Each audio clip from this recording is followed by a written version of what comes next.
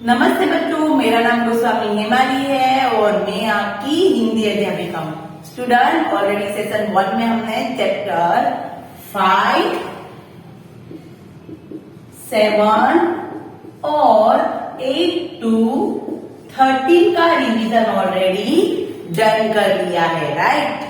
Now student, आज हम करेंगे हमारा चैप्टर नंबर 14, 15 और 16 और साथ साथ हम करेंगे हमारे सब्जेक्टिव की वर्कशीट।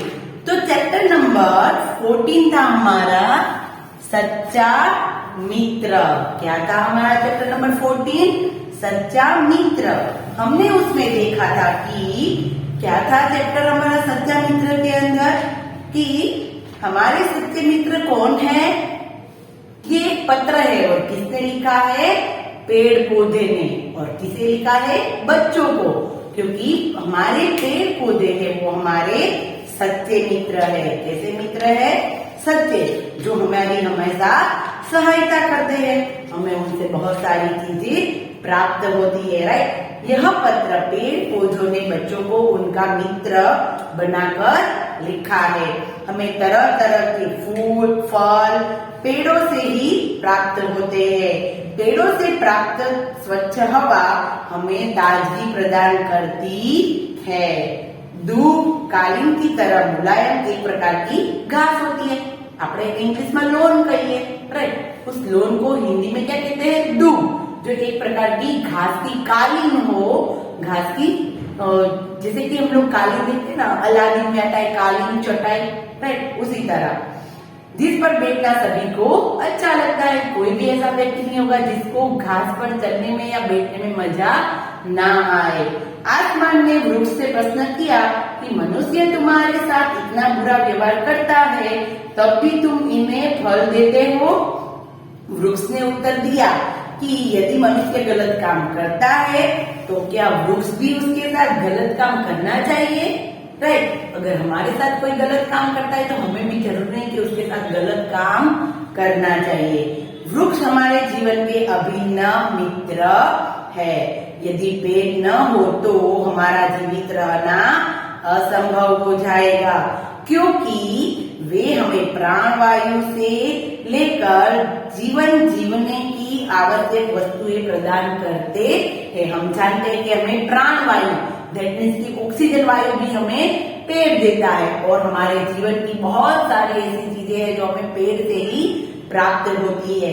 हमें पेड़ों के महत्व को जानना चाहिए और हमें उनकी रक्षा करनी चाहिए, राइट? ये था चैप्टर नंबर 14। नाउ देखते हैं chapter number 15, right? Chapter number 14 हमने देखा, अभी देखते हैं चैप्टर नंबर 15 और वो था कंप्यूटर। तो यह कितना एक आज का ये जो युग है उसमें महत्वपूर्ण उपकरण है कंप्यूटर। उसके बारे में ये काव्य है। कंप्यूटर का अनिवार्य भाग सीपीयू है, यानी कि उसका महत्वपूर्ण भाग कौन सा है?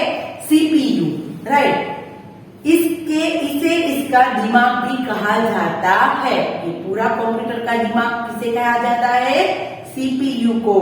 कविता में कंप्यूटर के सभी अंगों जैसे कि मॉनिटर, माउस, टाइप करने के लिए कुंजी, दैट मीन्स की कीबोर्ड या बटन तथा प्रिंटर के बारे में जानकारी दी गई है। कंप्यूटर को आज के युग का शिक्षक कहा जाता है।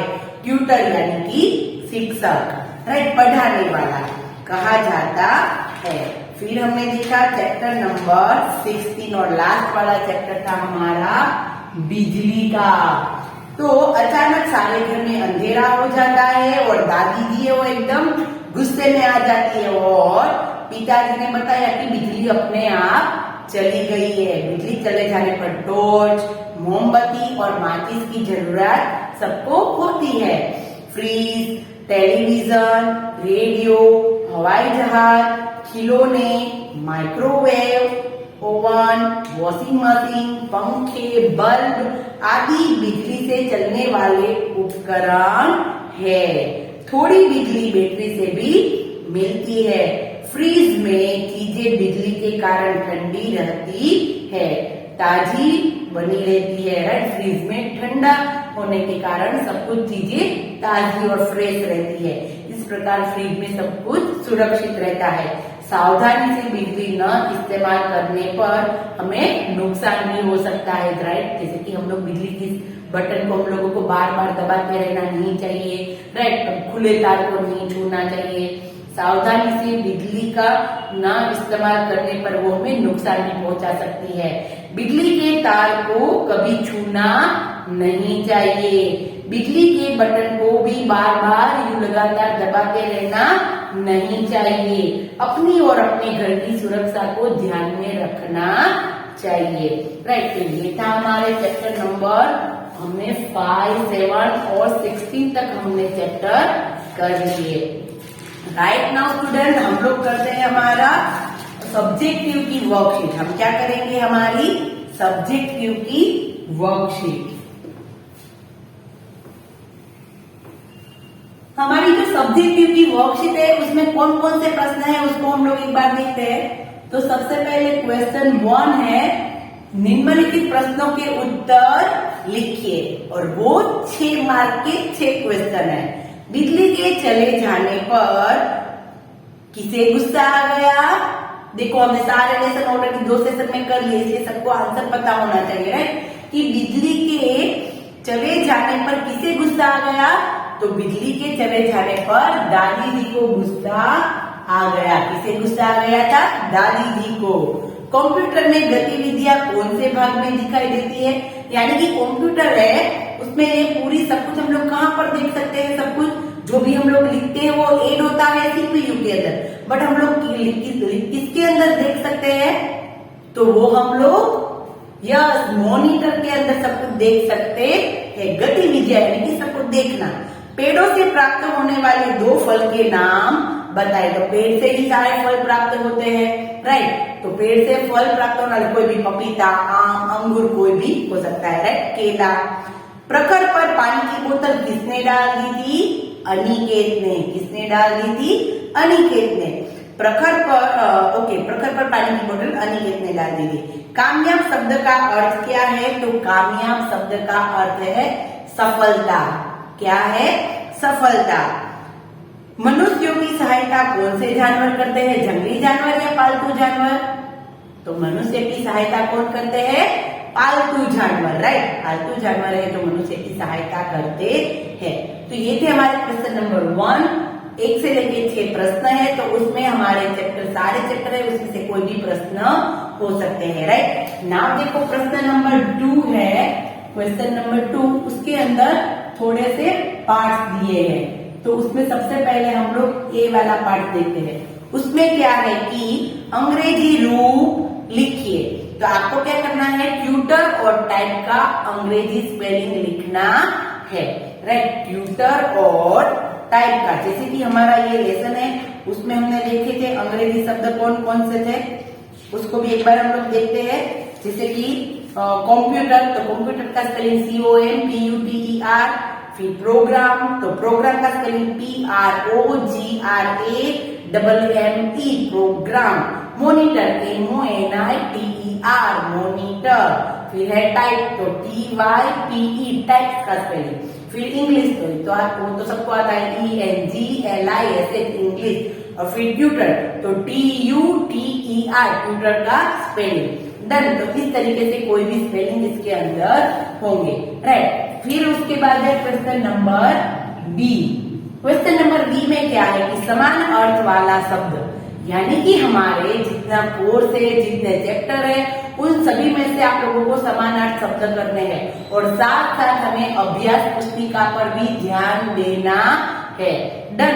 दोनों को हमें साथ में करना है। जैसे कि कैसे करना है कि अभ्यास पुस्तिका में भी जितने समान अर्थ वाले शब्द हैं और पाठशाला में भी जितने समान अर्थ वाले शब्द हैं उसको एक अलग पेज में लिख लो और फिर सारे लर्न कर लो। यहाँ पर कौन कौन से वो दिखते हैं, जैसे कि आदमी, तो आदमी को दूसरा क्या कहेंगे? मनुष्य या तो मानव, राइट। आदमी को दूसरा मनुष्य हम कहेंगे। समान अर्थ यानी कि उसके जैसा ही दूसरा शब्द। फिर सूता, सूता यानी कि बेटी, सूत यानी कि पुत्र और सूता यानी कि बेटी। फिर सुबह, तो सुबह यानी कि भोर या तो प्रातः काल, राइट। प्रातः यानी कि सुबह और भोर यानी कि भी सुबह। और फिर है शांति, तो शांति चारों ओर क्या रहेगी, शांति, तो उसको और दूसरा क्या कहेंगे, अमन। क्या कहेंगे हम लोग, अमन। शांति तो अमन, राइट। ये थे समान अर्थ वाले शब्द, खास याद रखना है समान अर्थ में विलोम शब्द नहीं लिख देने हैं।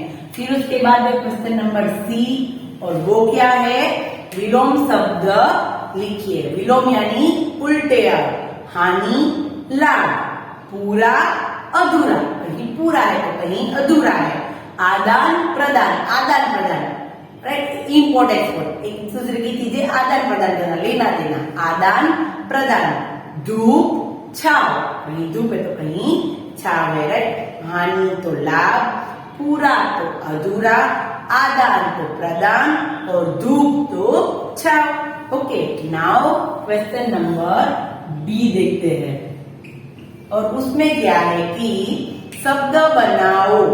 तो शब्द बनाओ में क्या है, संसार प्लस ई।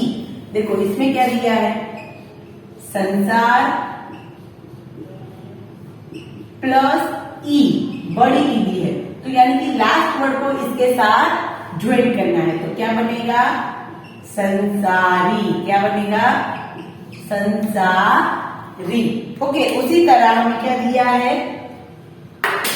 देखो उसी तरह में क्या दिया है, स प्लस आ प्लस थ प्लस अ, तो उससे क्या बनेगा, साथ। क्या बनेगा, साथ। क्या बनेगा, साथ, राइट। नाउ देखो इस तरीके से आप लोगों को शब्द को जोड़ना है। ओके, अभी देखते हैं हम क्वेश्चन नंबर ई।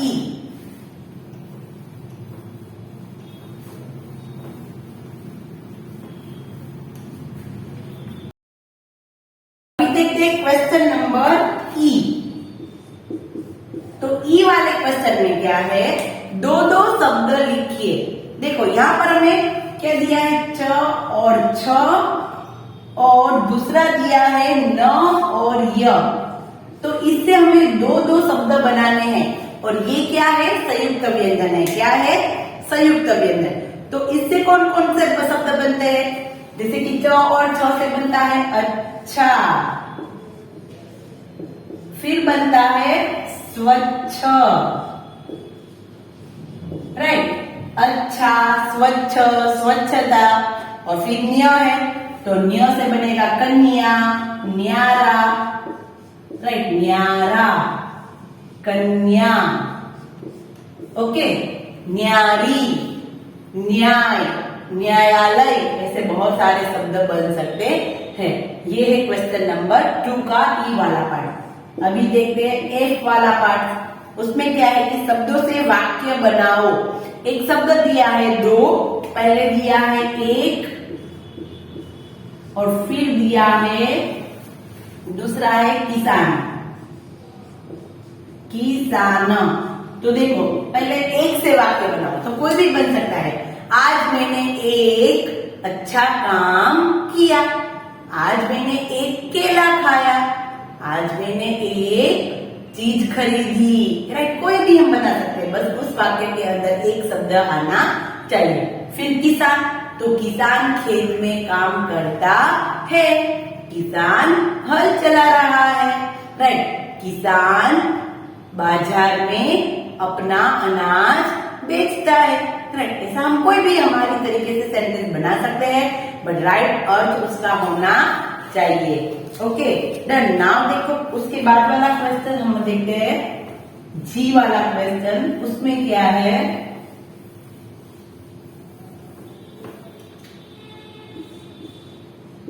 उसके अंदर देखो क्या है कि बहुवचन शब्द लिखिए। तो हम लोग जानते हैं कि बहुवचन में क्या ख्याल रखना है हमें। याद है ना सभी को कि बहुवचन मैंने बहुत बार करवाया है कि बहुवचन में कौन सी चीजें ख्याल रखनी है। सबसे पहले मैं दिया है मशीन, तो उसका हम क्या करेंगे, मशीने। क्या करेंगे, मशीने। तो यहाँ पर न के ऊपर क्या लगेगा, अनुस्वार लगेगा। क्या लगेगा, अनुस्वार, तो ही वो शब्द होगा मशीने। फिर है घंटी। क्या है, घंटी। तो उसका पहले देखिए एक घंटी, घंटिया, बट इसमें क्या चीज ध्यान रखनी है, याद है, घंटी या, तो या के ऊपर अनुनासिक और मात्रा चेंज, वो दो बातें आप लोगों को याद रखनी है। एक तो या के ऊपर अनुनासिक लगेगा और मात्रा चेंज हो जाएगी, राइट। फिर है संस्था, तो संस्था का क्या होगा, संस्थाए, संस्था और ए, तो ए से क्या बनेगा, ऊपर अनुनासिक लगेगा, राइट। संस्था, संस्थाए, घंटी, घंटिया। फिर है सवारी, क्या है, सवारी, तो क्या बनेगा उसका, सवारिया,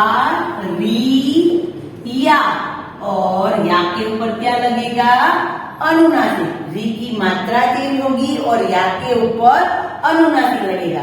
देखो इन शब्दों को बहुवचन में दो तीन चीजें आपको याद रखनी है कि अगर ए का है तो ऊपर अनुस्वार लगेगा कई शब्दों में, और ई वाला कोई शब्द है तो ई की मात्रा चेंज होगी, दीर्घ में से ह्रस्व होगी और या के ऊपर अनुनासिक लगेगा। वैसे ही संस्थाएं, तो ए नहीं बल्कि ए के ऊपर अनुनासिक भी लगेगा, और इसी तरह यहाँ पर भी मात्रा हमने चेंज की और फिर ऊपर लगाया, राइट। अगर हम मात्रा चेंज नहीं करेंगे तो हमारा रोंग होगा, ओके। तो यहाँ पर बहुवचन में ये सारी बातें आप लोगों को ख्याल रखनी थी ना। उसके बाद चलते हम लोग प्रश्न नंबर 3, क्वेश्चन नंबर 3। उसमें क्या है कि खाली जगह भरिए। क्या किसी ने बटन बंद डेज कर दिया या करा, तो क्या किसी ने बटन बंद कर दिया, राइट, करा नहीं आएगा, कर दिया, ओके। फिर पशु हमारे डेज है, दुश्मन या सहायक, तो पशु हमारे सहायक है। फिर तीसरी वाले देख, बिजली को देखते ही तोते ने डेज कर हमें जगा दिया, सॉरी बिल्ली, बिल्ली को देखते ही तोते ने डेज कर हमें जगा दिया, तो तोता क्या करता है, घुटन घू करता है या टे टे करता है, यस, टे टे करके हमें जगा दिया। फिर क्वेश्चन नंबर 3 का बी वाला पार्ट देखते हैं, राइट।